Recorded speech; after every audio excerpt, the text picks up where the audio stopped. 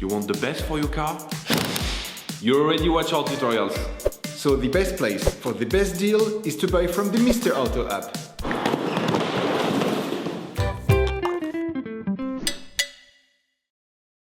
For this operation, get hold of the air filter that you will find in the video description. Turn your engine off, pull up the handbrake, pull on the bonnet release lever, and open the bonnet. You should now be able to easily see the airbox to change the filter. Using a Phillips screwdriver, unscrew the 4 holding screws on the airbox flange. Remove the flange. Still using the screwdriver, unscrew the plastic lock on the filter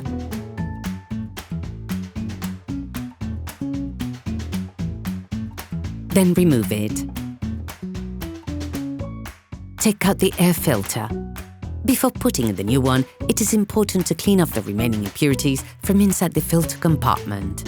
All parts used in this tutorial are supplied by our trusted partners. These partners also help us create as many video tutorials as possible. Check them out in the description below.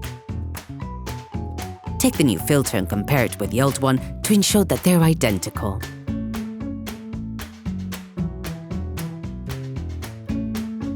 Put the new filter in. Put the plastic lock back in place, paying careful attention to put it the right way so that the screwing is easier. Then screw it back on.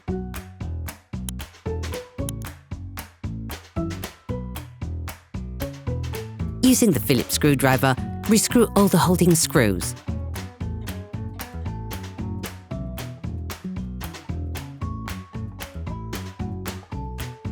Operation completed. Hi, it's Theo from Usetool. I hope this video has helped you a lot in your car maintenance. We will be super grateful if you could spread the word so that we can produce even more tutorials. Simply give us a like, a comment, and hit that subscribe button. It really helps us boost the channel and help the whole community. Thanks a lot and have a great one.